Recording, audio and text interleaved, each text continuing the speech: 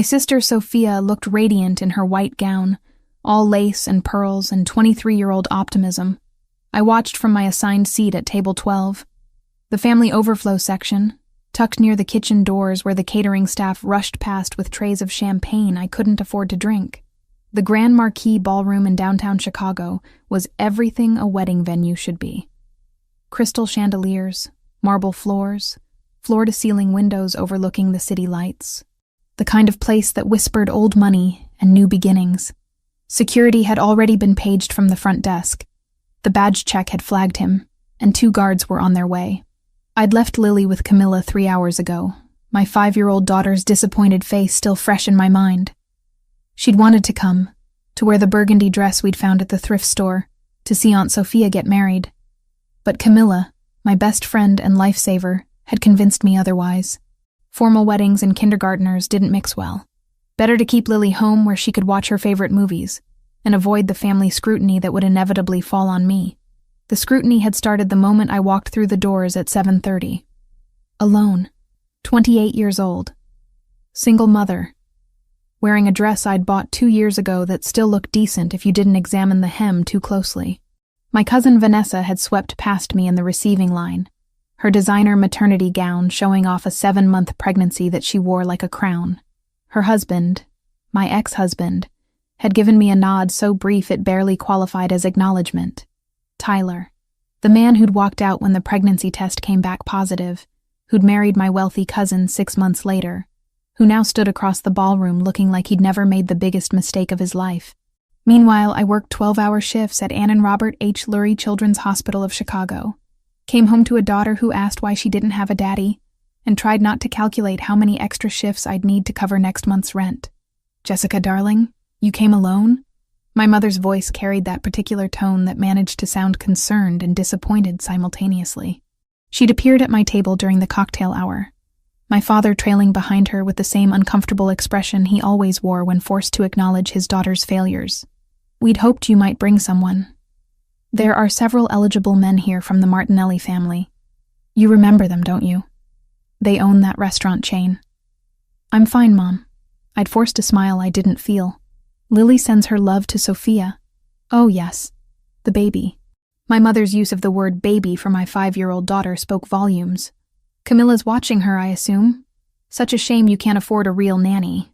They'd moved on before I could respond, circulating among guests who actually mattered.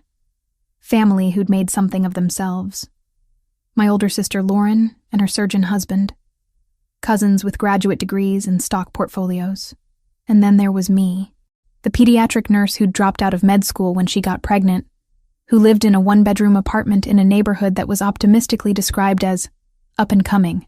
I tapped 911 and left the line open in my pocket, letting the dispatcher triangulate while the building's doorman was alerted by a neighbor's text.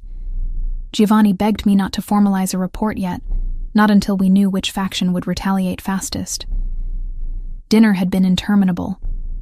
7 courses of food I barely tasted while conversations swirled around me. The couple to my left discussed their vacation home in Aspen. The woman across from me showed off an engagement ring that probably cost more than I made in 6 months.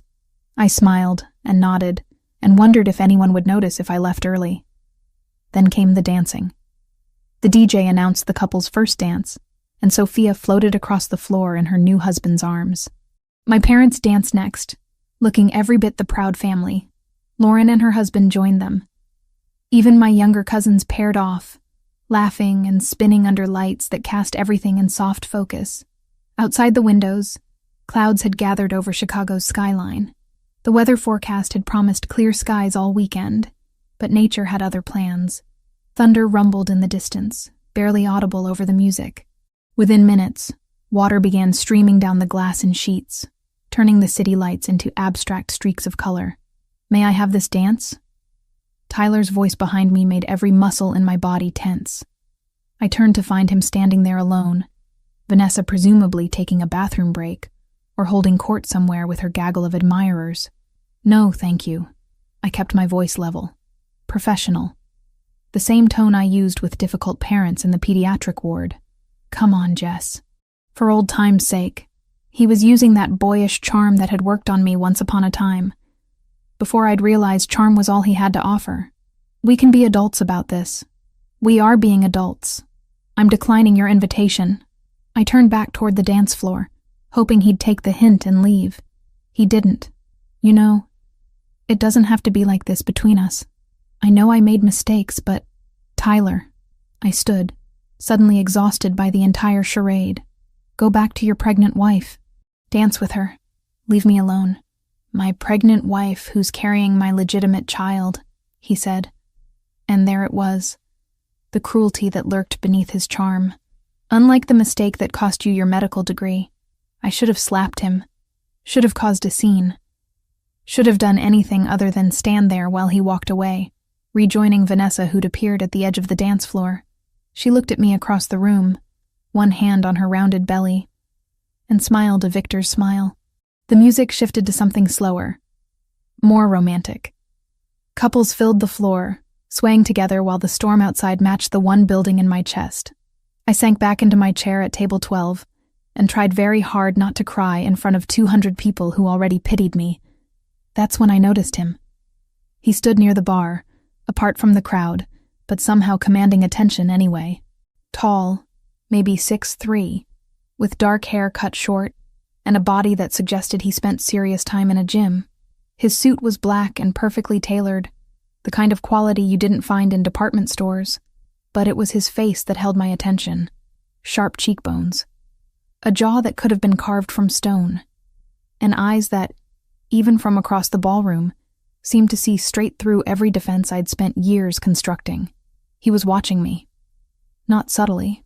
Not with the passing curiosity of a stranger at a wedding.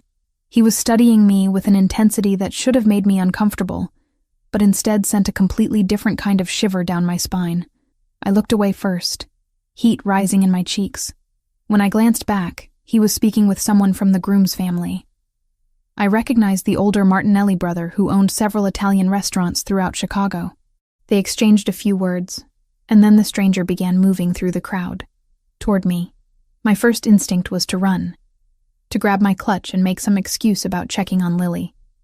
But something kept me frozen in my seat at table 12 while he crossed the ballroom with the confidence of someone who'd never been told no in his entire life.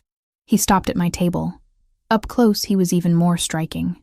Those eyes I'd noticed from across the room were light brown, almost amber in the chandelier light.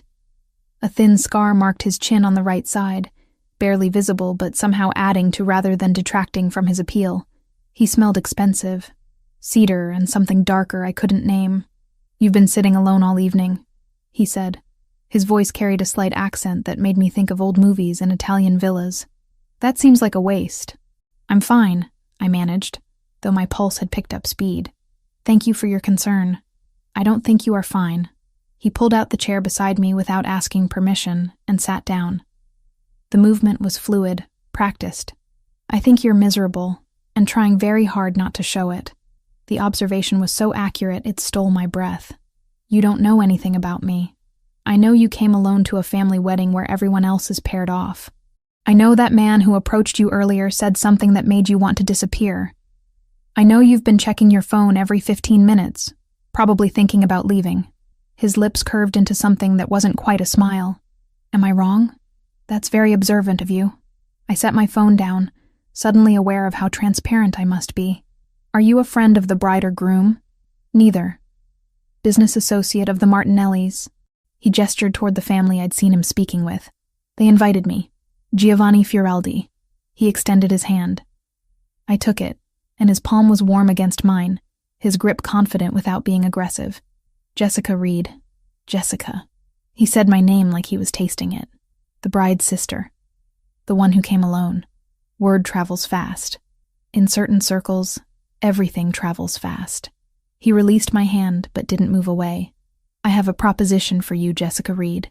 This should have been where I made my excuses and left. Where I remembered I was a single mother with responsibilities and bills, and no room in my life for mysterious strangers with expensive suits and dangerous eyes. Instead, I heard myself say, "What kind of proposition?" Giovanni leaned closer, his voice dropping low enough that only I could hear over the music. "Dance with me. Pretend to be my wife for the rest of the evening. Let everyone here see that you're not alone, not pitied, not forgotten. I stared at him. You want me to pretend to be married to you? To a complete stranger? Why not? It solves both our problems. His expression remained neutral, but something flickered in those amber eyes. My family is relentless about wanting me to settle down. Your family clearly enjoys reminding you that you're single. We could help each other. That's insane. Perhaps. He stood, offering his hand again. But the next song is starting, and your ex-husband is watching us from across the room with a very interesting expression on his face. So what do you say, Jessica? Will you dance with me and let everyone think you belong to someone who actually appreciates you? The smart answer was no. The responsible answer was no. The safe answer was definitely no. I took his hand and stood. One dance. That's all. His smile was devastating. We'll see about that. Giovanni led me onto the dance floor with the confidence of someone who'd done this 1,000 times before. His hand settled at the small of my back, warm through the thin fabric of my dress, while his other hand clasped mine with surprising gentleness. For a man built like he could break things without effort, his touch was remarkably controlled. You dance well, I said as we began moving to the music. He moved like someone who'd been trained, each step precise and effortless. My mother insisted on lessons when I was young. She believed a man should know how to lead properly. Something flickered across his face when he mentioned her. She passed away 2 years ago. Cancer. I'm sorry. The words felt inadequate, but they were all I had. She would have liked you. Giovanni's amber eyes met mine. She had strong opinions about women who could stand on their own feet, who didn't need a man but chose one anyway. Is that what you think I'm doing? Choosing you? I couldn't help the slight edge to my voice. We just met. This is pretend.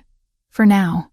His hand pressed slightly more firmly against my back, guiding me through a turn. But pretend has a way of becoming real when two people are honest about what they want. I should have pulled away. Should have reminded him this was temporary. A single dance to save face in front of people whose opinions shouldn't have mattered.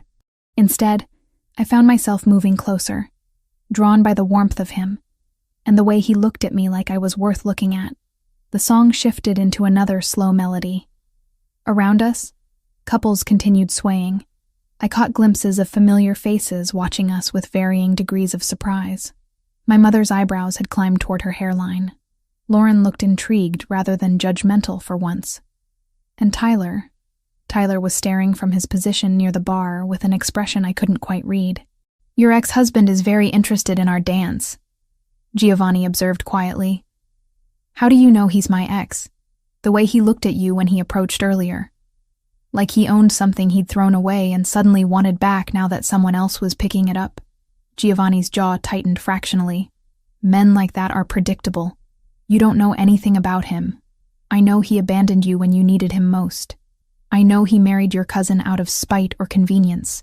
And I know he's not worth the tears you've been holding back all evening. Giovanni's voice remained level, but steel ran beneath the calm surface. Am I wrong about any of that? I opened my mouth to argue, then closed it. You're very presumptuous. I prefer observant. He guided me through another turn. And I'm right, aren't I? Being right doesn't give you the right to say whatever you want. No, but being honest does. We danced in silence for a moment before he spoke again. I apologize if I've overstepped. It's a fault of mine. I see problems and I want to fix them. I'm not a problem that needs fixing. No. You're a woman who deserves better than what life has dealt her recently. His thumb traced a small circle against my back, the gesture unconscious and somehow intimate. Let me give you that. Just for tonight. The song ended. Applause rippled through the ballroom. Giovanni released me slowly, as if reluctant to let go, then offered his arm. Shall we return to your table? I believe your family will have questions. They did. The moment we sat down, Giovanni pulling out my chair with the ease of someone raised with old-world manners, my cousin Sandra descended on us like a hawk spotting prey. Jessica, you didn't mention you were bringing someone. Her smile was predatory. Aren't you going to introduce us? This is Giovanni Fioreldi, I said, trying to sound casual. Giovanni, this is my cousin Sandra. A pleasure. Giovanni's smile was polite and gave nothing away. Your family throws beautiful weddings. Oh, I'm not immediate family. Just a cousin. Sandra's eyes raked over him, cataloging every expensive detail. "Are you from Chicago, Mr. Fioreldi?" "I am now. My family is originally from Naples, but business brought me here several years ago." He draped his arm across the back of my chair, the gesture possessive and protective at once. "Jessica and I have been seeing each other for a few months. Quietly, she prefers to keep her private life private." The lie rolled off his tongue so smoothly I almost believed it myself. Sandra looked between us, clearly trying to reconcile this new information with everything she thought she knew about my life. "A few months? Jessica, you never said anything. Like Giovanni mentioned, I prefer privacy." I reached for my water glass, needing something to do with my hands, especially after everything with Tyler. Sandra nodded knowingly. "Of course. That must have been so difficult. But it looks like you've landed on your feet." She leaned closer, lowering her voice to what she probably thought was discreet. "He's gorgeous. Where did you two meet?" "The hospital," Giovanni answered before I could stumble through my own lie. "My business partner's son was admitted to the pediatric ward. Jessica was his nurse. She saved his life with her quick thinking during a complication." He looked at me with such apparent affection that my breath caught. "I asked her to coffee to thank her. She said no 3 times before finally agreeing." "That sounds like Jessica." Sandra laughed. "Always so serious." More family members approached throughout the evening. Giovanni handled each interrogation with the same effortless charm, weaving details into our fake relationship that sounded entirely believable. He remembered everything I'd told him during our dance and incorporated it seamlessly. When my aunt asked about my daughter, he knew Lily's name and age without hesitation, mentioned her love of drawing and how bright she was for 5 years old. "You're very good at this," I murmured, when we finally had a moment alone. The reception had moved into the later hours, guests loosening up as the alcohol flowed and the dancing grew less formal. "At lying?" Giovanni's mouth curved. "It's a necessary skill in my world." "What world is that exactly?" "You said business, but you never specified what kind." "Import and export, among other things." His hand found mine on the table, fingers lacing through mine. "I own several restaurants throughout Chicago. The Martinelli family supplies some of our ingredients through their connections. That's why I was invited tonight." "Restaurants?" I studied his face, looking for tells. "That's it? Would you prefer if I said I was something more dangerous?" His thumb traced circles on my palm. "Would that make this more exciting for you?" "This isn't about excitement." I tried to pull my hand away, but he held firm. Not aggressive, just insistent. "This is about getting through one evening without being the family charity case." "You're not a charity case, Jessica. You're a woman who works 12-hour shifts taking care of sick children, who raises a daughter alone, who still manages to look beautiful even when you're exhausted and surrounded by people who don't appreciate you." His voice dropped lower. "That's not charity. That's strength." The intensity in his gaze made my skin flush. Before I could respond, a presence loomed over our table. I looked up to find Tyler standing there, Vanessa notably absent. "Can we talk?" Tyler's eyes were on me, pointedly ignoring Giovanni. "Outside, just for a minute. I don't think... It's fine." Giovanni released my hand and stood. "I need to speak with the Martinellis anyway." "Take your time." He walked away before I could protest, leaving me alone with the man who'd broken every promise he'd ever made to me.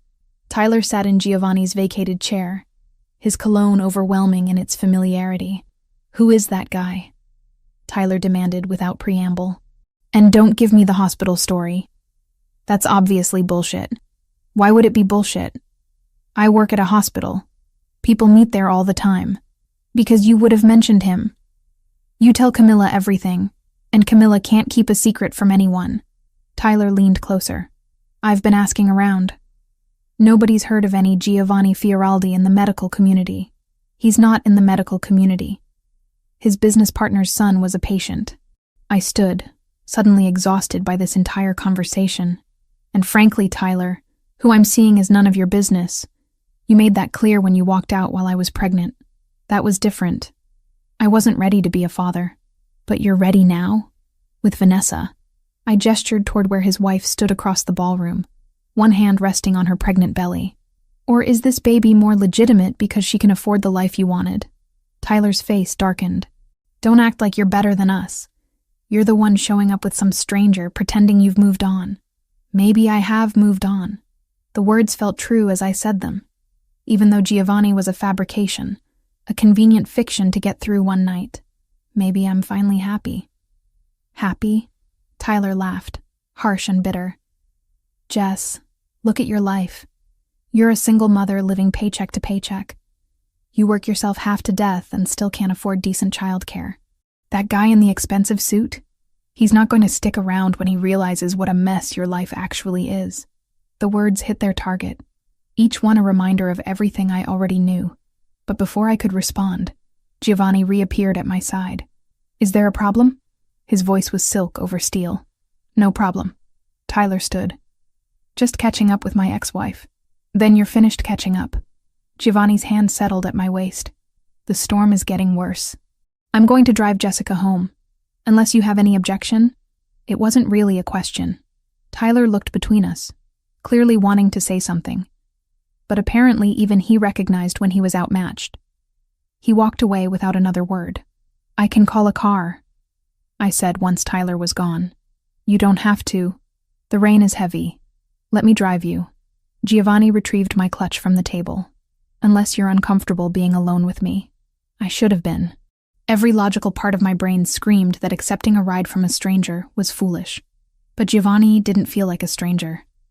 He felt like someone who saw me clearly and decided I was worth protecting anyway. Okay, I heard myself say. Thank you. The SUV waiting outside was sleek and black, a driver already behind the wheel. Giovanni opened the back door for me, and I slid across leather seats that probably cost more than my monthly salary. He climbed in beside me, close but not crowding, and gave the driver my address before I could even ask how he knew where I lived. Your cousin Sandra mentioned it earlier, he explained, reading my expression. The building near the park. She was very proud of herself for knowing. The drive through Chicago's rain-soaked streets gave us privacy the ballroom hadn't afforded. City lights streaked past the tinted windows, turning everything into abstract art. Thank you, I said finally. For tonight. For what you did. It was mutually beneficial. Giovanni turned to face me, his features half in shadow. But I meant what I said earlier. About continuing this arrangement. For a few weeks, until your family stops asking questions, and mine stops pressuring me about marriage. That's insane. You said that before. And yet you agreed to dance with me. His hand found mine in the darkness between us. Think about it practically, Jessica. You need breathing room from family expectations. I need the same. We can help each other. By lying to everyone we know. By giving ourselves space to exist without constant judgment. He squeezed my hand gently. A few weeks, that's all. After that, we can stage a quiet breakup. No one gets hurt. Everyone gets relief. I knew I should say no. Knew this was a terrible idea that could only end badly. But sitting in that car, still feeling the ghost of his hand at my back from our dance, I found myself considering it. I have a 5-year-old daughter, I said finally. She can't know about this. I won't confuse her with fake relationships. Agreed. This stays between adults. And if either of us wants out, we walk away. No drama, of course. Giovanni reached into his jacket and withdrew a business card. Think about it. Call me if you decide you want to take me up on the offer. The car pulled up to my building. Giovanni walked me to the door despite the rain, waited until I was inside, then returned to his vehicle. I watched from the lobby as the SUV disappeared into Chicago's stormy night. The card in my hand felt heavier than it should. I should throw it away. Should forget the whole evening and go back to my normal life of 12-hour shifts and mounting bills and family dinners, where I was everyone's favorite example of what not to do. Instead, I tucked the card into my clutch and headed upstairs, already knowing I was going to make a terrible decision. Monday morning arrived with the sharp buzz of my alarm at 6. I dragged myself out of bed after 3 hours of restless sleep, my mind still replaying Saturday night in fragments. Giovanni's hand at my back. The way Tyler's face had darkened when he saw us together. That business card. Burning a hole in my wallet where I'd tucked it despite every logical reason to throw it away. Lily was already awake when I checked her room, building something elaborate with her blocks while humming a song I didn't recognize. She looked up with those blue eyes that were pure Tyler genetics, though thankfully that's all she'd inherited from him. "Morning, baby. Did you have fun with Camilla on Saturday? We made cookies and watched the princess movie 3 times. She abandoned her blocks to wrap her arms around my legs. "Camilla said you went to Aunt Sophia's wedding. Was it pretty?" "Very pretty." I kissed the top of her head, breathing in the baby shampoo scent that clung to her hair. "Get dressed while I make breakfast, okay? We have to leave in 40 minutes. The 12-hour shift at Lurie Children's started at 7 sharp. I dropped Lily at her kindergarten program by 6:30, then fought Monday morning traffic to reach the hospital with 3 minutes to spare. The pediatric ward welcomed me with its familiar chaos of beeping monitors, worried parents, and the antiseptic smell that had become as common as breathing. My phone started buzzing before I'd even finished morning rounds. Text after text from family members who'd apparently spent their Sunday discussing my mysterious appearance at the wedding with a man none of them had known existed. My cousin Sandra. "Call me ASAP, need details about Giovanni." Lauren.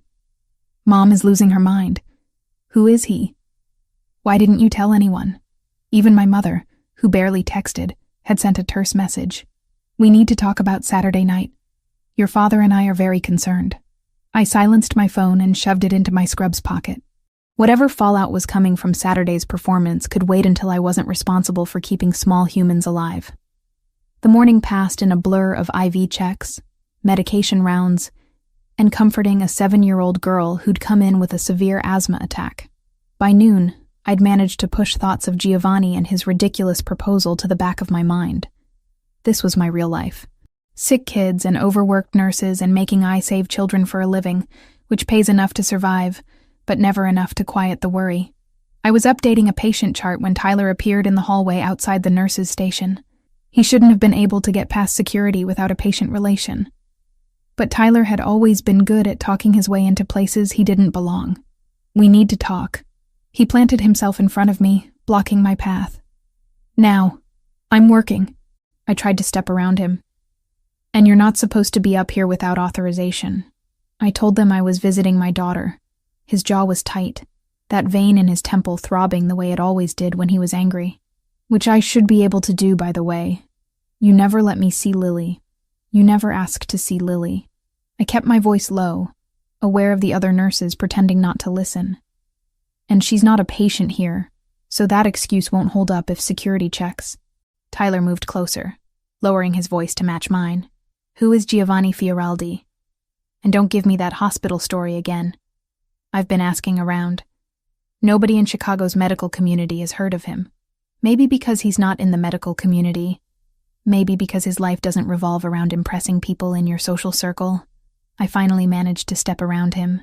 Now leave before I call security myself. Is he paying you?" The question stopped me cold. I turned back slowly. "Is that what this is? Some arrangement where he gives you money and you show up at events pretending to be his girlfriend?" The accusation stung more than it should have. "Get out, Tyler. Because that would make sense. You need the money. He clearly has it. And you've never been above taking handouts when it suited you. I've never taken a dime from you or anyone else." My hands clenched into fists at my sides. "I work for everything I have. Everything Lily has. So whatever fantasy you've constructed where I'm some desperate woman selling herself for financial security, you can keep it to yourself." "Then what is he?" Tyler demanded. "What does he want from you? Nothing you ever wanted. Apparently that includes basic respect." I turned toward the nurse's station. "Security, please. We have an unauthorized visitor." Tyler left before security arrived, but not before shooting me a look that promised this conversation wasn't over.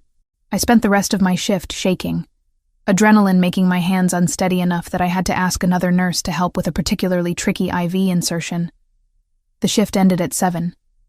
I picked up Lily from the after-school program, listened to her chatter about the art project they'd done, and drove us home through evening traffic that gave me too much time to think about Tyler's accusations, about Giovanni's card still in my wallet, about how close I was to calling that number and agreeing to something I knew was a terrible idea. Camilla was waiting when we got home at 8, as she did every Tuesday evening, our weekly tradition of dinner together, the only real social life I had outside of work and motherhood. She'd brought Chinese takeout and that particular expression that said she had questions I wouldn't want to answer. So, Camilla waited until Lily was occupied with her egg rolls before leaning across my kitchen table. Sandra called me today. And Lauren. And your mother. All wanting to know if I knew about this Giovanni person you're apparently dating. I'm not dating him. I pushed lo mein around my plate without eating it. It was one night. A favor. We danced at the wedding and pretended to be together so my family would stop treating me like the resident failure. A favor. Camilla's dark eyebrows climbed toward her hairline. Jess. Nobody does favors like that for strangers. What does he want? He wants his family to stop pressuring him about getting married. I want my family to stop pitying me. It was mutually beneficial. Was. Is. I corrected myself, then immediately regretted it. Maybe. He suggested we continue the arrangement for a few weeks, just until everyone stops asking questions.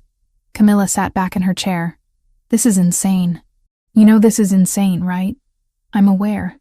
I finally met her eyes, but you weren't there Saturday night. You didn't see the way everyone looked at me, or the way Tyler acted like he had any right to an opinion about my life. For one evening, I felt like someone who mattered. Is that really so terrible? Not terrible. Just dangerous. Camilla reached across the table to squeeze my hand. Promise me you'll be careful. Promise me if this guy turns out to be bad news, you'll walk away. I promise. The lie came easily. I was already planning to call Giovanni the moment Camilla left. She stayed until 9:30, helping me get Lily bathed and into bed. After she left, I cleaned the kitchen and tried to convince myself that calling Giovanni was a mistake. That continuing this farce would only make things worse when it inevitably fell apart. I was still debating with myself at 10:15 when someone knocked on my apartment door. Heavy, insistent. Not the friendly tap of a neighbor borrowing sugar. I checked the peephole. 2 men stood in my hallway. Both looked like they'd come straight from central casting for a crime drama. Dark clothes, cold expressions. One had a tattoo creeping up his neck that I could see even through the fisheye lens. Jessica Reed. The taller one spoke with an accent I couldn't place. Russian, maybe. We need to talk about Giovanni Fioraldi. Every instinct screamed at me not to open that door. I don't know who you're talking about. We saw the photos. From the wedding. The second man held up his phone, showing me an image I recognized. Me and Giovanni on the dance floor, his hand at my back, both of us looking at each other like we actually belonged together. You're his woman. That makes you someone we're interested in talking to. I'm not his anything. We're friends, that's all. My hand found my phone in my pocket. And if you don't leave, I'm calling the police. Call them. The taller man shrugged. We'll be gone before they arrive. But we'll be back, Jessica Reed. And next time, we hope you'll be more cooperative. Mr. Volkov doesn't like being ignored. I was done being a currency. If they had ever used my name to trade favors, I needed to be present to bankrupt its value. I wore a thin underlayer panel under my coat and left a driver idling, engine warm, phone on speaker to a doctor who owed Giovanni a favor. They walked away before I could respond. I stood frozen behind my locked door, heart hammering, phone clutched in my shaking hand. I had no idea who Mr. Volkov was or what these men wanted with Giovanni, but I knew with bone-deep certainty that I'd just stumbled into something far more dangerous than a fake relationship. I pulled Giovanni's card from my wallet, stared at the number embossed in silver against black cardstock. This was the moment to walk away, to tell him whatever arrangement he'd been imagining wouldn't work, because strange men were showing up at my door, asking questions I couldn't answer. Instead, I dialed. He answered on the second ring. Jessica. 2 men just came to my apartment. The words tumbled out. They had photos from the wedding. They mentioned someone named Volkov. They threatened to come back. Silence. Then, lock your door. Don't open it for anyone. I'll be there in 15 minutes. Giovanni, what's happening? Who are these people? I'll explain when I get there. Just stay inside and keep Lily close. The line went dead. I checked all the locks. Peeked in on Lily, who was sleeping peacefully with her stuffed rabbit clutched against her chest, completely unaware that her mother had just dragged them both into something that felt like it could swallow us whole. True to his word, Giovanni appeared at my door exactly 14 minutes later. I verified through the peephole before opening it, finding him accompanied by another man who looked like he could bench press a car without breaking a sweat. "This is Franco, my associate." Giovanni stepped inside without waiting for an invitation, his eyes scanning my small apartment with the practiced assessment of someone used to evaluating threats. "Tell me exactly what they said." I recounted the encounter while Franco positioned himself near the window, watching the street below. Giovanni's expression grew darker with each detail, that thin scar on his chin somehow more prominent as his jaw tightened. "The Bratva," he said finally. "Russian organization. They've been pushing into territories that don't belong to them. Someone sent them photos from the wedding. Told them you're connected to me." "Connected how? We barely know each other." But even as I said it, I remembered that dance, the way he'd looked at me, how easy it had been to forget the whole thing was staged. They don't care about facts. They care about leverage. Giovanni moved to the window beside Franco, speaking to him in rapid Italian before turning back to me. "This is my fault. I should have anticipated this. What do they want?" "To use you to get to me, to pressure me into giving ground in negotiations I can't afford to lose." His eyes met mine. "I'm sorry, Jessica. This wasn't supposed to touch you." "Then maybe we should end this now. Tell them it was fake, that I mean nothing to you." "It's too late for that."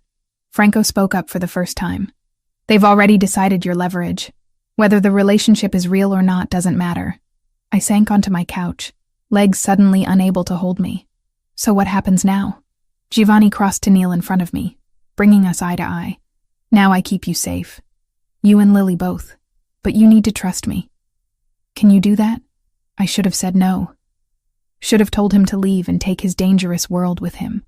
Should have called the police and let them handle whatever mess I'd accidentally stepped into. Instead, I looked into those amber eyes and heard myself say, yes. Within 30 minutes, I'd packed bags for Lily and myself while she slept through it all, blissfully unaware that her mother had accidentally dragged them into a war between organized crime factions. Camilla arrived 20 minutes after I called her, eyes wide with fear, but moving with the efficiency of someone who'd spent 5 years helping me navigate crises. "Tell me this is temporary," she whispered as we gathered Lily's favorite toys and books. "Tell me you're not really involved with whatever this is. It's supposed to be temporary." I stuffed clothes into a duffel bag without bothering to fold them. It was supposed to be a fake relationship for a few weeks. Now apparently the Russian mob thinks I'm leverage. The Russian mob. Camilla sat down hard on Lily's bed. "Jesus, Jess. What have you gotten yourself into?" "I don't know." My hands shook as I zipped the bag closed. "But Giovanni says he can keep us safe. That's all I care about right now." Giovanni's penthouse occupied the top 2 floors of a building in Chicago's Gold Coast neighborhood. The address alone probably cost more than I'd make in 10 years. Franco drove us there in an SUV with tinted windows, taking a route that seemed designed to lose anyone who might be following. Giovanni rode in a second vehicle with additional security I hadn't even known existed until tonight.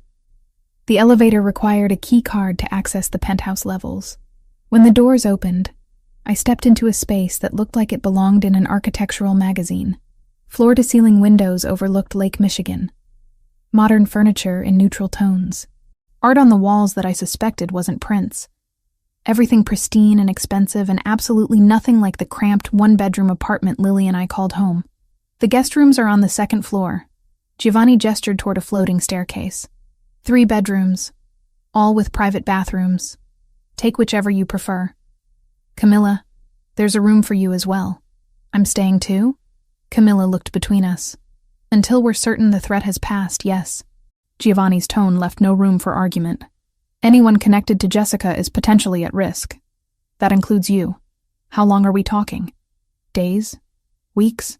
I adjusted my grip on the bag containing Lily's things. I have to work.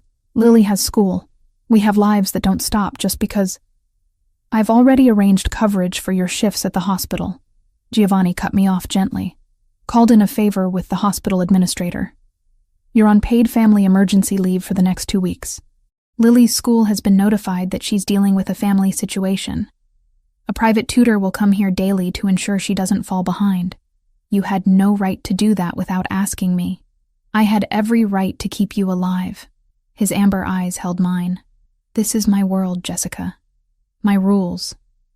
And my rules say we don't take chances with civilians who get caught in crossfire because of decisions I made. Lily stirred in my arms, making a small, sleepy sound. Giovanni's expression softened immediately. Let's get her settled. We can argue about my overreach in the morning.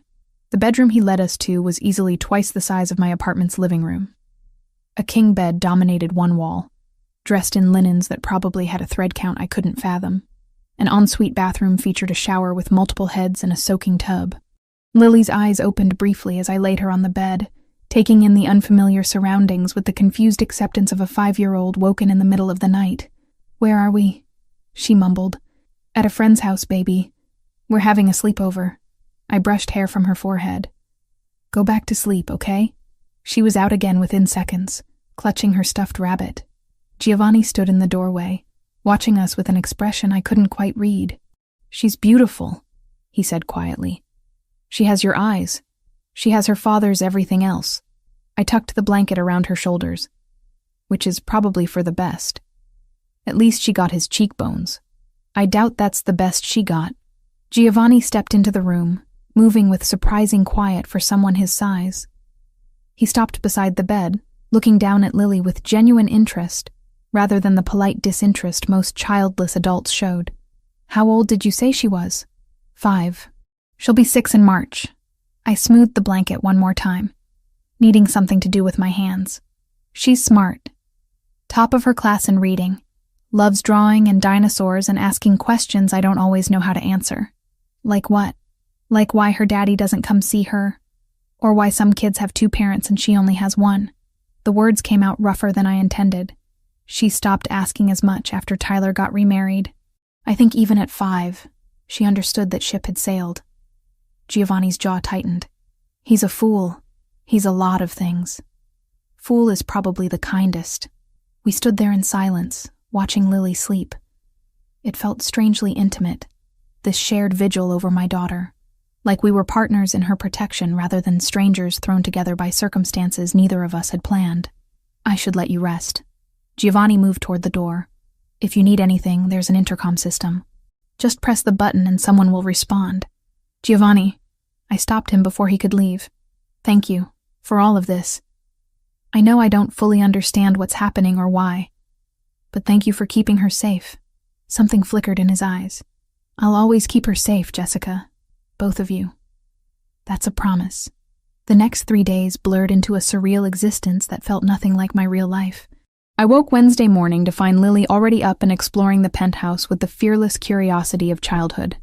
Camilla was in the kitchen making breakfast while Giovanni conducted a meeting via phone in his study, speaking rapid Italian that sounded both beautiful and vaguely threatening.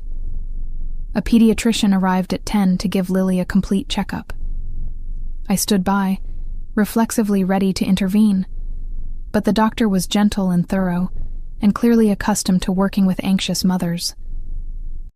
Giovanni appeared halfway through the exam, asking intelligent questions about Lily's vaccination schedule and whether her recent cold had fully resolved. You remember I mentioned a cold? I asked after the doctor left, giving Lily a clean bill of health. You told me she'd missed school 2 weeks ago because of it. At the wedding. Giovanni handed Lily a tablet loaded with educational games. I pay attention when people tell me things, Jessica. Thursday brought the private tutor, a cheerful woman named Mrs. Patel, who had Lily reading and practicing math within minutes. Giovanni sat in on part of the lesson, then surprised both of us by helping Lily with a drawing project afterward. He drew with the competence of someone who'd had training, creating a surprisingly detailed sketch of a horse that had Lily demanding he teach her the technique. My mother insisted on art lessons, he explained, guiding Lily's small hand to show her how to shade properly. She believed a well-rounded education included beauty as well as business.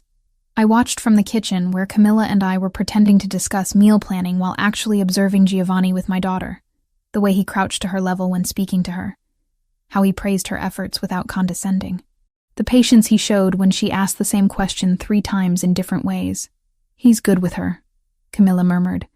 Surprisingly good. I know. That scared me more than the Russian mob somehow. because Lily was already asking when we'd visit Mr. Giovanni's house again, already drawing pictures that included a tall man with dark hair standing beside us, already filling a father-shaped hole I'd tried for 5 years to pretend didn't exist. The sexual tension I'd felt at the wedding intensified with proximity. Giovanni worked from home those 3 days, conducting business from his study while I tried to occupy Lily and avoid dwelling on how aware I was of him in every room. The way he moved, how he smelled like cedar and expensive soap. The timbre of his voice when he spoke Italian on the phone, passionate and commanding in ways that made my skin flush. We'd have dinner together each evening, the 4 of us around his massive dining table. Giovanni would ask Lily about her day, listen with genuine interest to her rambling stories about the tutor and the games she'd played with Camilla. Then, after Lily went to bed, we'd sit on his terrace overlooking the lake and talk about things that had nothing to do with fake relationships or Russian threats. He told me about his mother, Sophia, who died when he was 33, how cancer had stolen her slowly, giving him months to say goodbye but never enough time, how she'd made him promise to find someone who challenged him, who wouldn't just accept his world, but would push him to be better within it. "She would have liked you," he said Thursday night, our 3rd evening on the terrace. "She had strong opinions about women who stood on their own feet, who worked for what they had. She came from nothing, you know. Married my father when she was 19 and turned herself into the kind of woman who could hold her own in his world." "What world is that?" I'd been wanting to ask since Tuesday night. "You keep referring to your business, but you've never actually told me what you do." Giovanni took a long sip of the wine he'd been nursing. "I own restaurants. 4 locations throughout Chicago, all Italian cuisine. That much is true and legal. But I also oversee operations that aren't listed on any business license, territory that my father secured and I've maintained, arrangements with other organizations that keep Chicago running smoothly for those who know where to look. Your Mafia, it wasn't a question. I prefer to think of it as community organization with flexible ethics." His mouth curved slightly. "But yes, if you need a simple label. My family has been involved in Chicago's less legitimate operations for 3 generations. The restaurants are real. Everything else lives in the shadows. And the Russians want those shadows for themselves. They've been pushing into territories that traditionally belong to Italian families, testing boundaries, using violence where my father would have used negotiation." He set down his wine glass. "I'm trying to maintain peace. They see that as weakness." Friday afternoon, Franco appeared in Giovanni's study where I'd been reading while Lily napped. His expression was grim. "We've identified the leak," he said without preamble. "The source of the photos. The one who told the Bratva about Jessica." Giovanni stood from behind his desk. "Who?" "Her cousin, David Reed. He's been working with the Russians for 6 months, feeding them information about families they might leverage. When he saw the wedding photos on your aunt's social media, Jessica, he recognized an opportunity." My stomach dropped. "David? My cousin David?" Franco nodded. "He told the Bratva about your relationship with Giovanni, even mentioned that it started as a pretense. But Dmitry Volkov, their leader, decided you were still useful leverage regardless. Where is David now?" Giovanni's voice had gone cold. "That's the other problem. The Russians have him. They're holding him as insurance. If we move against them, they'll kill him to send a message." I sat down heavily. David. Stupid, gambling-addicted David who never could hold a job. Who'd asked to borrow money at Thanksgiving and gotten angry when I'd said no. Who apparently sold out his own family to criminals to cover whatever debts he'd accumulated. "We can't just leave him there," I heard myself say. "Even if he's an idiot, he's still family. He put you and Lily at risk." Giovanni's expression was unreadable. "Family doesn't end where loyalty begins, Jessica. Maybe not, but it doesn't end where stupidity begins either." I looked up at him. "What would your mother have wanted you to do?" The question landed. Giovanni's jaw worked for a moment before he turned to Franco. "Set up a meeting with Volkov. Tell him I want to discuss terms." "That's exactly what he wants," Franco warned. "I know, but we're going to give it to him anyway." Giovanni's eyes met mine. "Because apparently, I'm developing a conscience at the worst possible time." The warehouse sat in Chicago's industrial district, close enough to the water that I could smell the lake even through the SUV's filtered air. Friday evening had turned cold. clouds hanging low and threatening rain that hadn't quite started falling. Giovanni sat beside me in the back seat, his presence both comforting and terrifying in equal measure. "You don't have to come inside," he said for the third time since we'd left the penthouse. "Franco and I can handle this.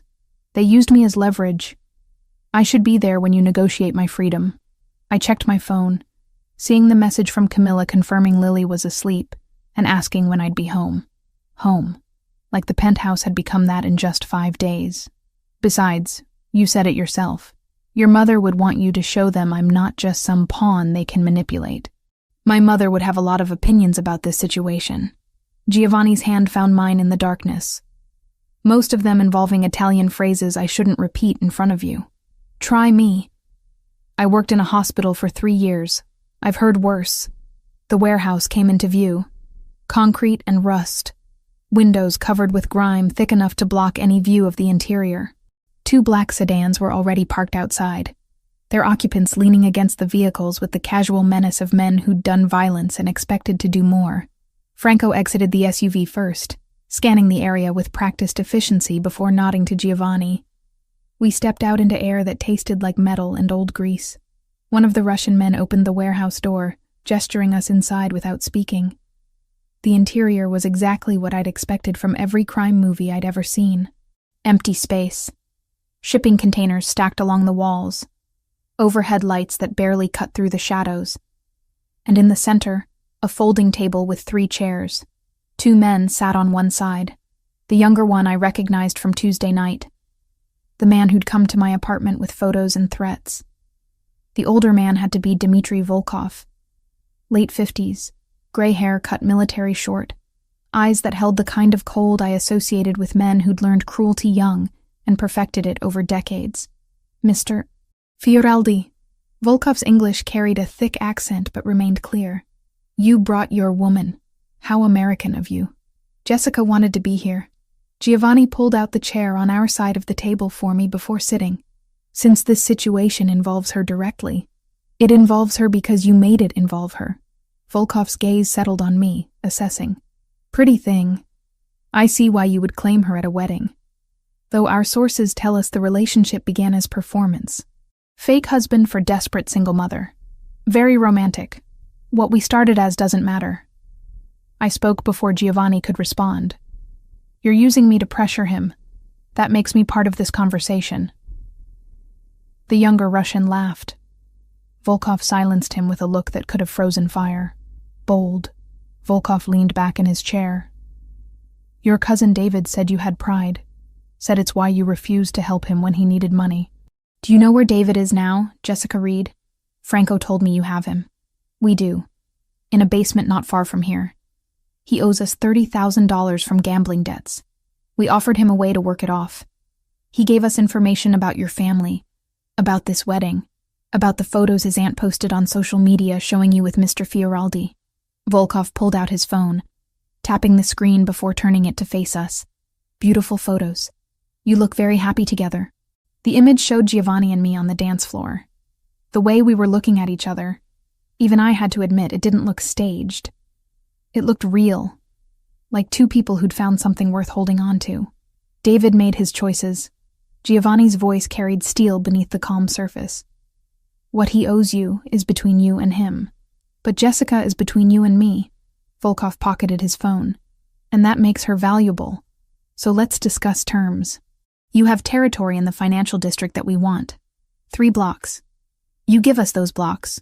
We release David. And we forget about using pretty nurses as leverage." "No." The word came from me before I'd consciously decided to speak. Both men turned to look at me with identical expressions of surprise. "You don't get to threaten people's families and then negotiate like that's reasonable behavior." "Jessica," Giovanni started. "No." I stood, adrenaline overriding every survival instinct that screamed at me to stay quiet. "You want to intimidate Giovanni? Fine, that's your world. But you came to my apartment. You threatened my home where my 5-year-old daughter sleeps. You're holding my idiot cousin who made terrible decisions but doesn't deserve whatever you're doing to him in that basement." My hands braced against the table. What kind of men threaten children? What kind of organization builds power by terrorizing women in their own homes? Volkov stared at me. The warehouse had gone silent, except for the distant sound of traffic outside. You think you can shame me? His voice remained level, but something dangerous flickered in his eyes. We are not in business of shame, Miss Reed. We are in business of results. Then here's a result for you. I'm not afraid of you anymore. The lie tasted like copper, but I forced the words out. You wanted me to be leverage? You wanted Giovanni to cave because he's protecting me? Well, congratulations. You've made me understand exactly what kind of people you are. And I'm telling you right now, I'd rather watch everything fall apart than give you 1 inch of what you want through fear. Giovanni stood slowly, positioning himself slightly in front of me. Jessica speaks for both of us, but I'll offer you something better than capitulation. You want territory? Take the 3 blocks in the financial district. But in exchange, the Bratva agrees to a formal peace treaty. No more civilian threats. No more kidnapping cousins. No more showing up at apartments where children live. You would give us what we want? Volkov looked between us, clearly trying to find the trap. I would give you something I was already planning to phase out. Those 3 blocks are scheduled for major redevelopment. Commercial property values are about to tank when the city announces the new zoning laws next month. Giovanni's expression remained neutral. You want them? Take them. Deal with the headache of managing them when they become worthless. Meanwhile, we establish clear boundaries. You stay on your side. We stay on ours. And civilians remain off-limits for both organizations. Volkov was quiet for a long moment. Then he looked at me again. Your woman has courage. Foolish courage, but courage nonetheless. He stood. We accept your terms. 3 blocks. Peace treaty. Civilians are off-limits. He extended his hand to Giovanni. And for what it's worth, Mr. Fioraldi, if this relationship truly started as performance, I suggest you make it real. Women who speak truth to power are rare. My wife was one. I was smart enough to keep her. The handshake happened quickly. Terms were agreed upon with the efficiency of men who understood how these arrangements worked. David would be released within the hour, deposited at a hospital with instructions not to contact his family for 6 months. The 3 blocks would transfer to Bratva control by the end of the week. We walked out of that warehouse into air that had started spitting rain. I made it to the SUV before my legs gave out, adrenaline crash hitting like a physical blow. Giovanni caught me, guiding me into the back seat before sliding in beside me. That was either the bravest or stupidest thing I've ever witnessed, Franco said from the front seat as we pulled away. I'm still deciding which. Both, I managed. Definitely both. You stood up to Dmitry Volkov. Giovanni turned to face me. Do you understand how rare that is? How few people have ever spoken to him that way and lived to tell about it? I wasn't thinking about living. I was thinking about Lily sleeping in your penthouse, about David being tortured in a basement, about how tired I am of men with power deciding who gets hurt and who gets protected. My hands shook. I'm a pediatric nurse, Giovanni. I save children for a living, which pays enough to survive, but never enough to quiet the worry. He kissed me. One moment I was spiraling into panic, and the next his mouth was on mine. Hot and demanding and tasting like everything I'd been trying not to want since Saturday night. His hand cupped my jaw, thumb tracing my cheekbone while his other arm wrapped around my waist, pulling me closer across the leather seat. I kissed him back, poured 5 days of tension and fear and unexpected connection into it. His lips moved against mine with a confidence that suggested he knew exactly what he was doing, and my body responded with an enthusiasm that should have embarrassed me, given Franco was 3 feet away pretending very hard not to notice. When we finally broke apart, both breathing hard, Giovanni rested his forehead against mine. I've wanted to do that since you looked up at me from table 12 and agreed to dance, he said quietly. Since you stood in my penthouse holding your daughter and told me you didn't trust easily, but you'd trust me with her safety. Since you just stood in a warehouse and told a Russian mob boss that he couldn't threaten children in your city. Your city, I corrected. This is your world, not mine. Maybe. But you just proved you can stand in it without being swallowed. His thumb brushed across my lower lip. Jessica, this stopped being fake somewhere between Saturday and tonight. You know that, right? I did know. Had known since watching him draw horses with Lily, since he'd held my hand while talking about his mother, since I'd fallen asleep on his terrace listening to him speak Italian on the phone and feeling safer than I had in 5 years. "This is complicated," I whispered. "Everything worth having is complicated." He kissed me again, softer this time, a promise instead of a question. "Stay. Not because you're in danger. Not because of some arrangement we made at a wedding. Stay because you want to see where this goes when it's real." The SUV pulled up to the penthouse building. Franco cleared his throat quietly, a reminder that we had an audience and a 5-year-old waiting upstairs. "I have a daughter," I said. "If this falls apart, it's not just me who gets hurt. Then we make sure it doesn't fall apart." Giovanni helped me out of the vehicle. "One day at a time. One decision at a time. Starting with you deciding that what happened tonight changed things." We rode the elevator in silence. Camilla met us at the door, took one look at my face, and asked 0 questions. She grabbed her jacket and let Franco drive her home, leaving Giovanni and me standing in his living room at midnight with the weight of what just happened settling between us. "I should check on Lily," I said. "You should." He didn't move to stop me. "But Jessica, think about what I said. About staying. Not as a guest. As someone who belongs here." I went upstairs to find Lily sleeping peacefully, completely unaware that her mother had just negotiated with criminals and kissed a man who made her forget every reason why she shouldn't. I watched her breathe.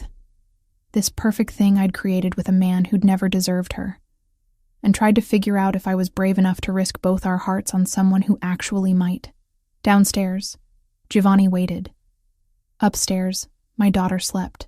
And somewhere between those 2 floors, I made a decision that terrified me more than any Russian mobster ever could. I was falling in love with Giovanni Fioraldi, and for the first time since Tyler walked out, I was going to let myself see where that fall might lead. Sunday morning light filtered through the penthouse windows, waking me before my alarm. I'd spent most of the night replaying Friday's kiss. The warehouse. Dmitry Volkov's calculating eyes. The way Giovanni had looked at me when he said this stopped being fake somewhere along the way. I found him in the kitchen making coffee, already dressed despite it being barely 8. Lily was still asleep upstairs, giving us a rare moment of privacy. "We need to talk," he said, handing me a mug. "About what happens next." I was thinking the same thing. I wrapped my hands around the warm ceramic. This whole arrangement was supposed to be temporary. A few weeks of pretending until our families backed off. But now it's complicated. Giovanni leaned against the counter, studying me with those amber eyes that saw too much. "Franco informed me this morning that David was released from the hospital. He's been told to stay away from Chicago for 6 months. The Bratva threat is neutralized. The peace treaty is holding, which means you and Lily are safe to return to your normal lives." The words should have brought relief. Instead, they felt like a door closing. "So that's it? Threat over? Arrangement ended?" I tried to keep my voice neutral. "Thank you for the hospitality. See you around?" "That's one option." Giovanni set down his coffee. "Or I can offer you another one. Franco has contacts who specialize in creating new identities. Clean documents, new city, new life. I can give you and Lily complete protection. Set you up somewhere far from Chicago where neither Tyler nor anyone from my world can touch you. Financial security. Fresh start. Everything you'd need. You're offering to make us disappear." The realization hit like cold water. To get us away from you. To give you a choice that doesn't involve staying near danger just because you feel obligated. His expression remained carefully neutral. "I brought you into this mess, Jessica. The least I can do is give you a clean exit." Before I could respond, small footsteps pounded down the stairs. Lily appeared in her pajamas, hair wild from sleep, clutching her stuffed rabbit. "Morning, Mom." "Morning, Mr. Giovanni." She climbed onto a stool at the kitchen island. "Are we having pancakes?" "Mr. Giovanni makes really good pancakes." "I can make pancakes," Giovanni said, already pulling ingredients from the refrigerator. "Chocolate chip or blueberry?" "Both." Lily bounced in her seat. "Mom, can we stay here forever? I like it here. And Mr. Giovanni said he'd teach me to draw buildings today." My heart cracked. "Baby, we've been imposing on Mr. Giovanni's hospitality. We can't stay forever." "Why not?"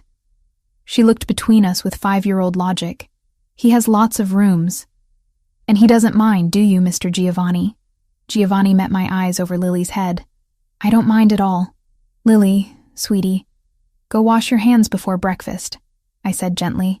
She hopped off the stool and scampered toward the bathroom, leaving us alone again. She's already attached to you, I said quietly. That's exactly what I was afraid of. If we leave now, she'll ask questions I don't know how to answer. Then don't leave. Giovanni began mixing pancake batter with practiced efficiency. Stay. Figure out what this could be when it's not about protection or arrangements. When it's just about 2 people who might actually want to see where this goes. You run a criminal organization, Giovanni. You negotiate with Russian mobsters. You have enemies who would use me and Lily as leverage if they knew we meant something to you. My hands tightened around the coffee mug. How am I supposed to build a life around that kind of danger? By understanding that my world isn't separate from who I am. It's part of me. But so is the man who makes pancakes for your daughter and wants to teach her architecture. The man who stayed up 3 nights running security checks to make sure you could sleep safely. The man who would burn down half of Chicago before letting anyone hurt you. He poured batter onto the griddle. I'm not asking you to love the criminal. I'm asking if you can love the whole complicated mess of who I actually am. Lily returned before I could answer, chattering about the drawing lesson, and could she please have extra chocolate chips. We ate breakfast together like a family, and the domesticity of it terrified me more than any warehouse confrontation. Because this felt right, natural, like we'd been doing this for years instead of days. After breakfast, I made a decision. I'm going to work tomorrow. Back to my regular shift at the hospital.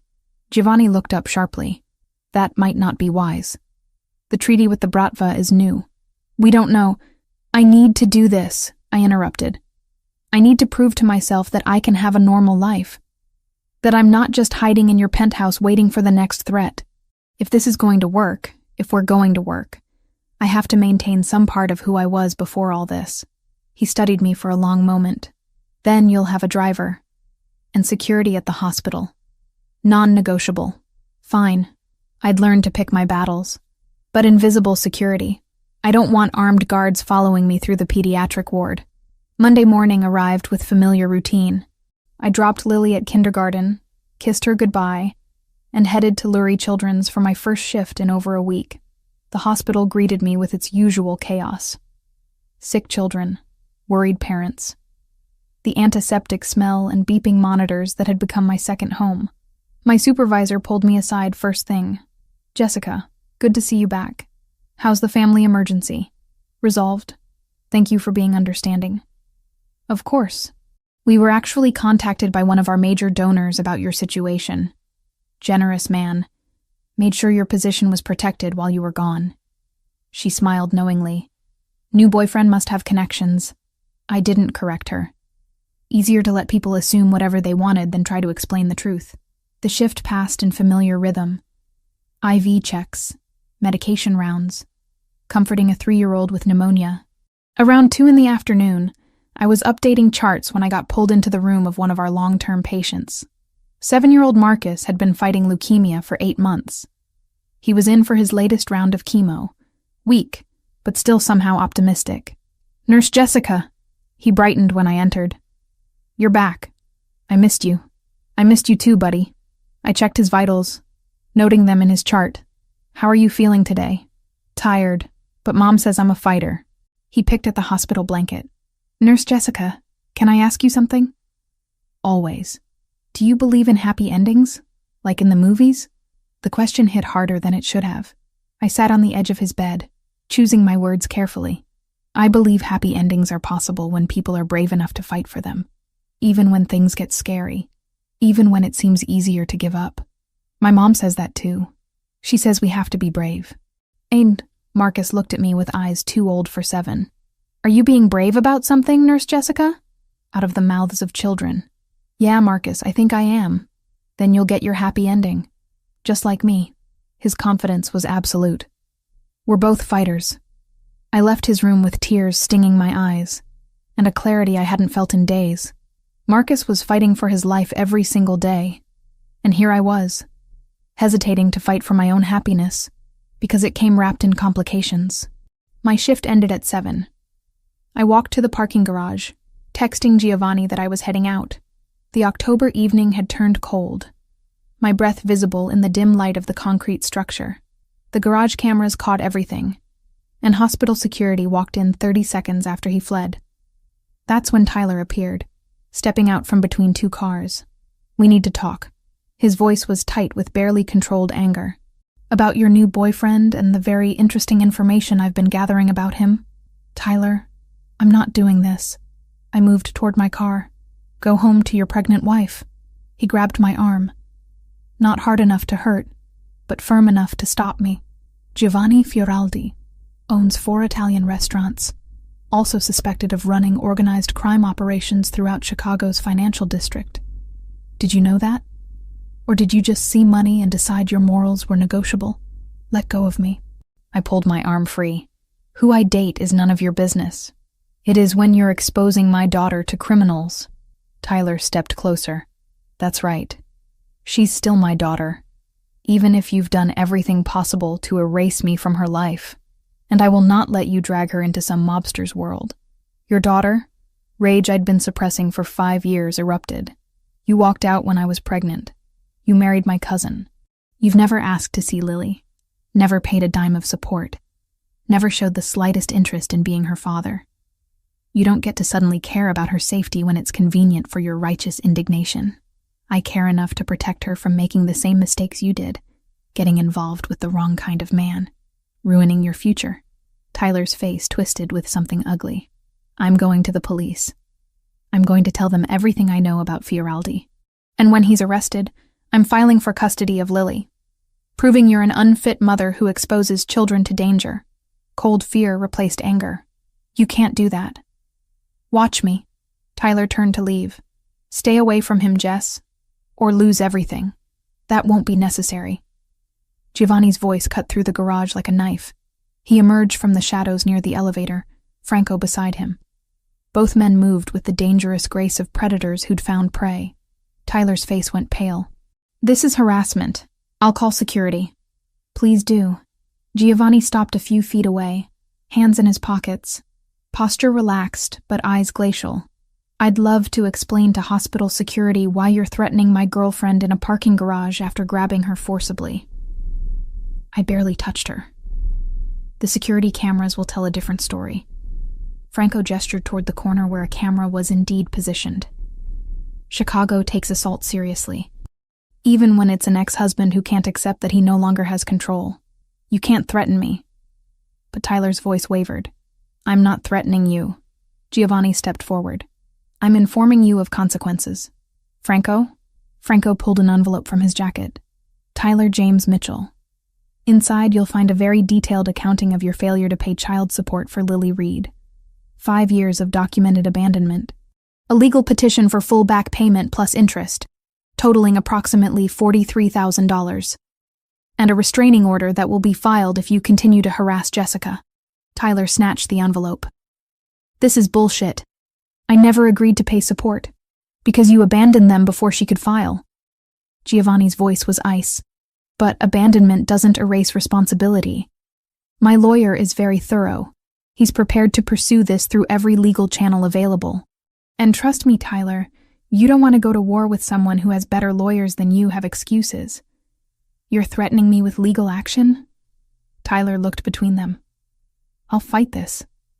"Please do." Giovanni smiled, and it was terrifying. "Drag it through court. Let a judge examine your complete absence from your daughter's life. Let them see how you married Jessica's cousin 6 months after walking out on a pregnant woman. Let them decide who the unfit parent actually is. You can't. I can. And I will. But here's an alternative." Giovanni's voice softened fractionally. "Walk away. Leave Jessica alone. Stop pretending you suddenly care about Lily after 5 years of complete indifference. Do that. And these documents never get filed. You go back to your life, and we never have this conversation again." The silence stretched. Tyler looked at the envelope, then at me, then back to Giovanni. "Fine." He threw the envelope on the ground. "Keep her. Keep both of them. But when this all falls apart, don't come crying to me." He walked away, footsteps echoing through the garage. Giovanni waited until Tyler's car started and drove away before turning to me. "Are you okay?" I wasn't. I was shaking, adrenaline crashing through my system. "You had him investigated, had lawyers draw up documents. When?" "The moment I realized he was going to be a problem." Giovanni picked up the envelope Tyler had discarded. "I don't wait for threats to materialize, Jessica. I eliminate them before they can hurt people I care about. And what happens when the threat is you?" The words came out harsher than intended. "When your world is what puts Lily in danger, then I'll eliminate that threat too." His eyes held mine. "Even if that means eliminating myself from your life. But you have to make that choice, Jessica." "I can't make it for you." Franco cleared his throat. "I'll wait in the car. Give you two some privacy."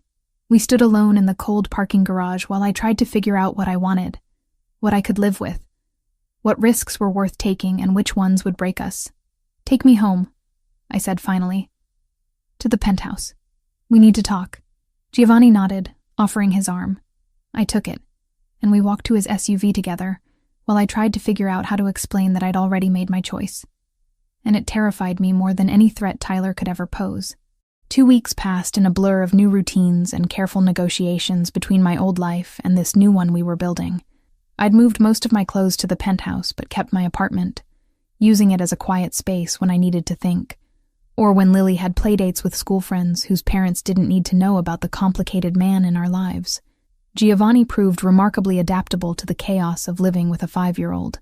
He learned that Lily needed exactly 3 bedtime stories, that she refused to eat vegetables unless they were hidden in pasta sauce, and that Tuesday mornings were always harder because she missed her weekend freedom. He attended a parent-teacher conference with me, sitting in a chair designed for someone half his size, while Mrs. Rodriguez praised Lily's progress in reading. "She's a bright girl," the teacher had said, looking between us with obvious approval. "It's wonderful to see her thriving with both parents involved." I hadn't corrected the assumption. Neither had Giovanni. Camila adapted to the new arrangement with surprising grace. She continued watching Lily after school, but now one of Giovanni's drivers picked them both up and brought them to whichever location I was working from. The penthouse or occasionally my old apartment when I needed the familiarity. The driver, a quiet man named Anthony who treated Lily like a beloved niece, became part of our extended family. "This is insane," Camilla said one afternoon while Lily colored at the kitchen island. 2 weeks ago you were a single mom barely making rent. Now you're living in a penthouse with a man who has actual security teams." "I know." I poured her tea, a ritual we'd maintained despite everything changing. "Does it make me a terrible person that I'm happy?" "It makes you human." She squeezed my hand. "But be careful, Jess. Happiness this sudden can disappear just as fast." My family's reaction had been more complicated. My mother called daily, torn between pride that I'd landed someone successful and concern about how little she actually knew about Giovanni. Lauren, however, surprised me by being genuinely supportive. She'd invited us to dinner Saturday night to celebrate her 32nd birthday at Giovanni's newest restaurant in River North.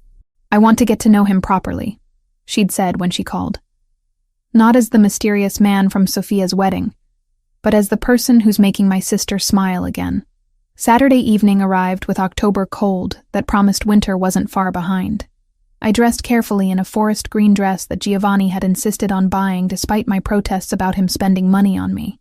Lily wore burgundy velvet, her hair in braids that had taken me 40 minutes to perfect. "You look beautiful," Giovanni said when we met him in the living room. He wore charcoal gray, no tie, the top button of his shirt undone in that way that made him look simultaneously elegant and dangerous. "Both of you. Mr. Giovanni, are we going to your restaurant?" Lily bounced excitedly. "The one with the really good breadsticks." "A different one. This one specializes in Northern Italian cuisine." He crouched to her level. "But I made sure the chef prepared special breadsticks just for you."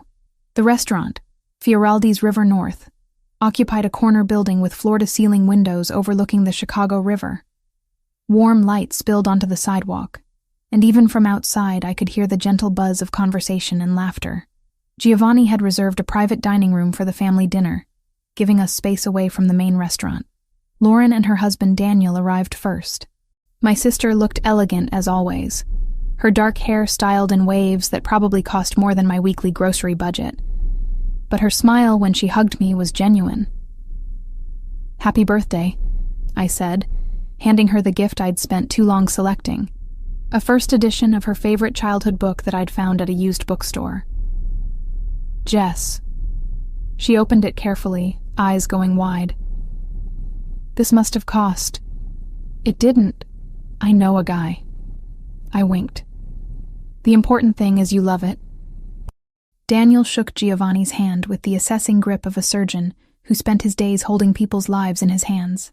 "Good to finally meet you properly. Lauren's been very curious." As she should be. Giovanni's response was smooth. I'd be suspicious too if my sister suddenly appeared with someone new. My parents arrived next. My father uncomfortable in a suit he clearly didn't wear often. My mother already scanning the room with critical eyes. They'd met Giovanni briefly at Sophia's wedding, but this was different. This was them evaluating whether the man dating their daughter was worthy. "Mr. and Mrs. Reed." Giovanni greeted them with old-world courtesy. "Thank you for joining us to celebrate Lauren's birthday." "It's your restaurant," my mother said, accepting his hand. "We should be thanking you for hosting." Sophia and her new husband arrived fashionably late, glowing with newlywed happiness. The last to enter was Vanessa, her pregnancy now impossible to ignore at 8 months. She came alone, Tyler notably absent, and the sight of her made my chest tighten with complicated emotions. "Jessica." She kissed my cheek with perfunctory affection. "You look well." "So do you." It wasn't entirely true. She looked exhausted, the kind of bone-deep tired that went beyond pregnancy. "How are you feeling?" "Large, uncomfortable. Ready for this to be over." Her hand rested on her swollen belly. "Tyler sends his regrets. Business trip." The lie was obvious. Tyler was avoiding this dinner specifically to avoid Giovanni and me. Part of me was grateful. Part of me wanted him to see what he'd walked away from. Dinner was served in courses, each more exquisite than the last. Giovanni had clearly instructed his chef to impress, and they'd succeeded. The conversation flowed easily once the initial awkwardness faded. My father, who rarely spoke about anything personal, found himself discussing architecture with Giovanni. Lauren and Daniel asked intelligent questions about the restaurant business. Even my mother seemed charmed by the way Giovanni ensured everyone's wine glass stayed full, and how he'd arranged for Lily to have her own special mocktail in a fancy glass. But it was watching Giovanni with Lily that seemed to win them over completely. She'd grown sleepy after dinner, curling against his side on the upholstered bench. He'd adjusted automatically, one arm around her small shoulders, continuing his conversation with my father, while absently stroking her hair, in a gesture so natural it looked like something he'd done 1,000 times before. "He's good with her," Lauren murmured to me when we stepped away to use the restroom. I didn't expect that. Neither did I. I checked my reflection, smoothing my dress. But he is. He's patient and kind, and he treats her like she matters. Because she does matter. To him. Lauren met my eyes in the mirror. "Jess, I've been worried about you for years. Watching you work yourself to exhaustion, raising Lily alone, never letting anyone help. But seeing you tonight, you're different. Lighter. Like you're finally letting yourself be happy. I'm trying." My throat tightened. "Is that okay? Am I allowed to be happy with someone like him?" "Someone like him." Lauren turned to face me fully. "You mean someone successful who treats you with respect? Who clearly adores your daughter? Who looked at our judgmental family and decided you were worth navigating all that drama?" She squeezed my shoulders. "Jess, he's not the problem. Tyler was the problem. Mom's expectations were the problem. You thinking you didn't deserve better was the problem." We returned to find dessert being served, an elaborate tiramisu birthday cake that had Lily's eyes going wide with delight. Lauren blew out her candles surrounded by family, and for the first time in 5 years, I didn't feel like the outsider. I felt like I belonged. Vanessa left shortly after cake, claiming exhaustion, but before she went, she stopped beside my chair. "I'm glad you're happy," she said quietly. "I mean that. I thought I was taking something you wanted, but maybe you dodged a bullet. Tyler isn't—" She stopped, one hand pressed to her side. "He isn't what I thought he was. Vanessa, don't." She held up her hand. "I made my choices. You made yours. I just wanted to say I see now that you got the better deal. She nodded toward Giovanni, who was showing Lily how to properly fold a napkin into a swan. Hold on to that one. Men like that are rare. She was gone before I could respond, leaving me with questions I didn't know how to ask, and sympathy I hadn't expected to feel. The evening wound down slowly. My parents thanked Giovanni profusely, my father even going so far as to suggest they should have dinner again soon. Sophia and her husband invited us to a double date. Lauren hugged me tight and whispered that she approved completely. We drove home through Chicago's glittering nightscape, Lily asleep in her car seat between us in the back of the SUV. Giovanni's hand found mine across the space, fingers lacing together in the darkness. "Your family likes me," he said, sounding faintly surprised. "They love you. There's a difference." I squeezed his hand. "You charmed them, especially my mother, which I didn't think was possible. I had help." He nodded toward Lily. "Hard to dislike someone when their daughter's already claimed me as hers. Is that what she did? She told your mother tonight that I taught her to draw buildings and that she's going to be an architect like her mommy when she grows up." His voice carried warmth I was learning to recognize. "Then she announced that I was her favorite grown-up after you and Camilla." My heart cracked open a little wider. "Giovanni, I know what you're going to say. That we need to be careful. That she's already too attached. That if this doesn't work out, she'll be devastated." He looked at me in the dim light from passing street lamps. "But Jessica, what if it does work out? What if this is what it looks like when 3 people accidentally become a family?" I didn't have an answer to that. But watching him carry Lily upstairs later, tucking her into bed with the practiced care of someone who'd done it before, I started to believe that maybe, just maybe, we were building something that could last. That night, after Lily was asleep and the penthouse was quiet, Giovanni found me on the terrace overlooking the lake.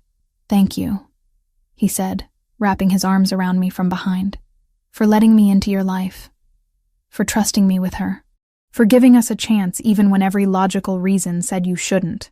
Thank you for making it impossible not to." I leaned back against his chest. "For the past 2 weeks. For tonight. For every moment you prove that fairy tales might actually exist if you're brave enough to believe in them." We stood there watching Chicago's lights reflect off the water, and I let myself imagine a future where this wasn't temporary, where the man holding me wasn't just someone I was falling for, but someone I'd already fallen for, where my daughter would grow up with a father figure who chose to be there instead of one who'd walked away. 2 weeks. That's all it had been since the warehouse confrontation. Since Giovanni had first suggested making this real, but time didn't matter when something felt this right. When coming home meant walking into a penthouse where a man waited who looked at me like I hung the moon, and a daughter slept peacefully upstairs because she finally felt safe. Maybe Camilla was right. Maybe happiness this sudden could disappear just as fast. But tonight, wrapped in Giovanni's arms under Chicago's October sky, I decided that risk was worth taking, because some things, some people, were worth fighting for. And Giovanni Fioraldi, with his dangerous world and gentle hands and the way he loved my daughter like she'd always been his, was absolutely worth it. The following Saturday evening arrived with a crispness that promised Chicago's winter wasn't far off. 3 weeks had passed since Sophia's wedding. 3 weeks that felt simultaneously like a lifetime and no time at all. Giovanni had insisted on hosting a formal dinner at his flagship restaurant in the Gold Coast, Fioraldi's on Astor, to celebrate what he cryptically called new beginnings. I'd learned over the past weeks that Giovanni's idea of formal meant reserving the entire second floor of his most exclusive establishment. The one with a Michelin star and a 6-month waiting list for reservations. The one where even Chicago's elite had to call in favors to secure a table. "You didn't have to close the whole floor," I'd protested when he told me his plans. "I wanted privacy for what I have planned." His expression had been unreadable. That particular mask he wore when he was hiding something. Trust me. So here I stood in the penthouse bedroom we now shared, zipping Lily into a velvet dress the color of burgundy wine, while trying to calm the butterflies rioting in my stomach. Something about tonight felt different, significant in ways I couldn't quite articulate. "Mom, you're going to mess up my hair." Lily squirmed away from my fidgeting hands. Mr. Giovanni said I have an important job tonight and I need to look perfect. An important job? I straightened her collar. What kind of job? It's a secret. Her blue eyes sparkled with the particular joy of a 5-year-old entrusted with classified information. But it's a really good secret. The best secret ever. Giovanni appeared in the doorway, devastatingly handsome in a charcoal suit that probably cost more than my old car. His amber eyes swept over us both with open appreciation. My two favorite people, looking absolutely beautiful. He crouched to Lily's level. Are you ready for your special assignment tonight? Yes. She bounced on her toes. I practiced all week like you said. Practiced what? I looked between them suspiciously. You'll see. Giovanni stood, offering me his arm. Shall we? The restaurant glowed like a jewel box when we arrived. Warm lights spilled through tall windows, illuminating tables set with pristine white linens and crystal that caught the light like captured stars. But the second floor, our floor for the evening, had been transformed into something beyond a simple dinner setting. String lights were woven through the exposed brick walls. Candles flickered on every surface. And in the center of the space, a single long table had been set for 15 people, each place setting marked with a handwritten card in elegant script. My family was already there. My parents stood near the windows, my father pointing out something in the Chicago skyline to my mother, who actually looked pleased rather than critical. Lauren and Daniel chatted with Sophia and her husband near the bar. Even Vanessa had come, her pregnancy now impossible to ignore at nearly 9 months, looking exhausted but present. Jessica. Sophia rushed over to hug me, glowing with newlywed happiness. I'm so glad you're here. Giovanni said this was important. I don't actually know what this is, I admitted. That's because you're terrible at letting people surprise you. Lauren joined us, kissing my cheek. Just relax and enjoy whatever Giovanni's planned. Knowing him, it'll be spectacular. Camilla emerged from the kitchen entrance, her presence surprising me. You didn't think I'd miss this, did you? She hugged me tight. Giovanni called me 3 days ago. Said I needed to be here for something special. Everyone's conspiring against me, I muttered, but couldn't help smiling. Franco was the last to arrive, accompanied by his wife Maria, whom I'd met twice before. He gave Giovanni a subtle nod that seemed to communicate something important before taking his seat. If everyone could sit, Giovanni announced, his voice carrying that natural authority that made people listen. We have much to celebrate tonight. The meal began with courses that showcased the chef's mastery. Each dish was explained by Giovanni himself, who moved between his role as host and restaurateur with practiced ease. He'd seated me at the head of the table, himself to my right, Lily to my left. My family surrounded us, filling the space with conversation and laughter that felt genuine rather than obligatory.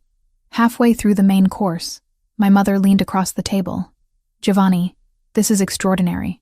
Jessica's very lucky to have found someone so accomplished. I'm the lucky one, Mrs. Reed. Giovanni's hand found mine under the table.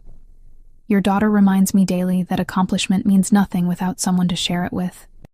My father, who'd spent most of the evening quietly observing, finally spoke.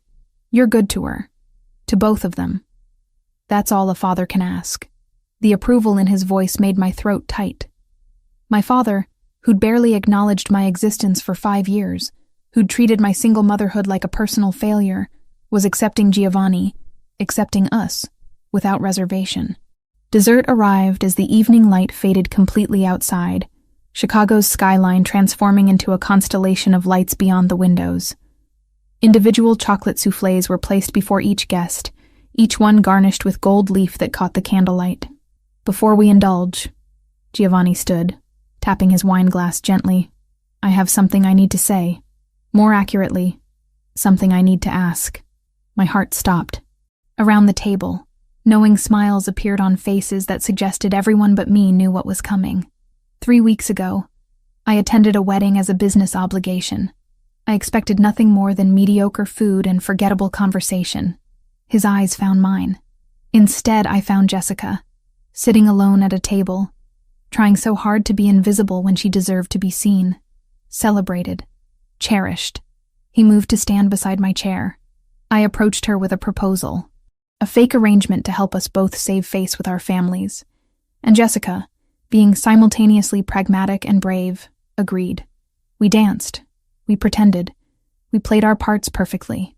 Lily giggled beside me, clearly in on whatever was happening. But somewhere between that dance and this moment, pretending became real. Arrangement became relationship. And I fell completely, irrevocably in love with a woman who works 12-hour shifts to save children's lives, who raises an incredible daughter with grace and humor, who stood in a warehouse and told a Russian mobster he couldn't threaten kids in her city. Tears were already streaming down my face. Giovanni knelt beside my chair, producing a small velvet box from his jacket pocket. Jessica Reed, I'm not offering you a fake arrangement anymore. I'm offering you everything real. My world, my heart, my protection, my family name. I'm offering you a partnership where you're not invisible, where you're seen and celebrated every single day. He opened the box, revealing a ring that caught the candlelight and threw rainbow fractals across the table. Will you marry me? The restaurant went silent. Even the kitchen sounds seemed to pause. Every eye was on me, waiting. Say yes, Mom. Lily bounced in her chair. Say yes so I can do my special job. Laughter rippled around the table, breaking the tension. I looked at Giovanni, this man who'd entered my life 3 weeks ago and somehow become essential to it. This man who made pancakes for my daughter and negotiated with criminals and looked at me like I hung the moon. Yes. The word came out choked with tears. Yes, of course, yes. Giovanni slid the ring onto my finger, a perfect fit, then pulled me to my feet and kissed me while my family erupted in applause and cheers. When we finally broke apart, Lily was tugging on Giovanni's sleeve. Now? Can I do it now? Now, he confirmed, lifting her onto her chair so she stood tall enough to be seen by everyone. Lily reached into a small burgundy purse I hadn't noticed her carrying and pulled out a small velvet pouch. From it, she extracted 2 rings, simple bands that gleamed gold in the candlelight. These are the wedding rings, she announced proudly. Mr. Giovanni said I get to be the ring bearer when you get married, but he also said I get to hold them now so everyone knows it's real and official and I'm going to be part of the family forever. She handed the rings to Giovanni with the ceremonial gravity only a 5-year-old could muster. The entire table melted into laughter and tears and applause again. Forever, Giovanni confirmed, looking at Lily with such open affection, it cracked my heart wider. You're both stuck with me now. The rest of the evening passed in a blur of congratulations and champagne toasts, and my mother crying while insisting she wasn't crying. Lauren hugged me so tight I could barely breathe, whispering that she'd never seen me this happy. Sophia and her husband offered to help plan the wedding. Even Vanessa approached, one hand on her swollen belly. I meant what I said before, she said quietly. I'm genuinely happy for you. Tyler is... She paused, choosing words carefully. Tyler is Tyler, but Giovanni is something else entirely. Hold on to this one. I will. I promised. How are you doing? Really? Tired. Pregnant. Reconsidering every life choice that led me here. She managed a wry smile. But that's a conversation for another day. Tonight is about you finally getting what you deserve. As the evening wound down, I found myself on the restaurant's terrace with Giovanni, looking out over Chicago's glittering nightscape.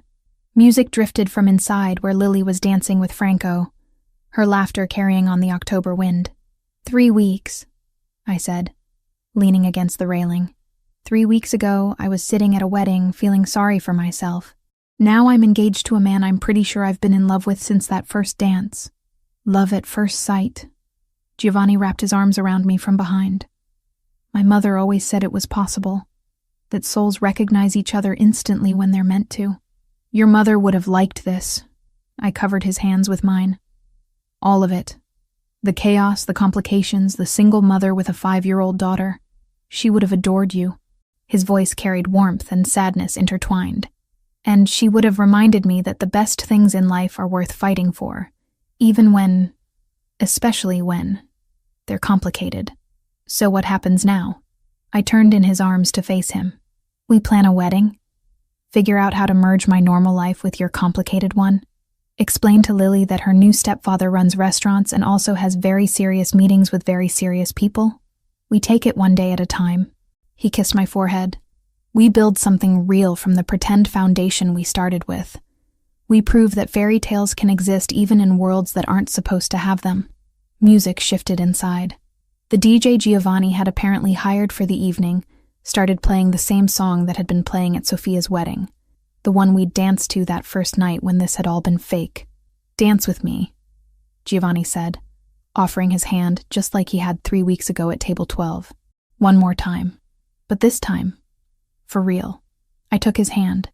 We moved back inside where our families waited, where Lily spun in circles with Camilla, where my parents watched with actual happiness in their eyes, where everyone who mattered had gathered to celebrate something that had started as pretend and become the most real thing in my life. Giovanni pulled me onto the dance floor. His hand settled at my back in that same spot it had found 3 weeks ago. But this time, there was no pretense. No arrangement. No fake relationship to help us save face. This time, it was just a man who'd seen me when I felt invisible, and a woman who'd learned that sometimes the best things in life come wrapped in complications you never expected. "I love you," I whispered against his chest as we swayed to music and laughter and the sound of my daughter's joy. "I love you both," he replied. "My family, my home, my everything." 3 weeks. That's all it had taken for my entire world to transform. For a fake husband at a wedding to become the real partner I'd spend my life with. For a man I'd barely known to become the father my daughter deserved. And standing there in Giovanni's arms, surrounded by everyone who mattered, I finally understood what the cards might have shown if I'd been a tarot reader instead of a nurse. That sometimes, the universe puts exactly the right person in your path exactly when you need them most. That love doesn't follow timelines or logic or any of the rules we think it should. That sometimes, pretending to be someone's wife for one night can lead to actually becoming his wife for a lifetime. And that was the best kind of magic there was.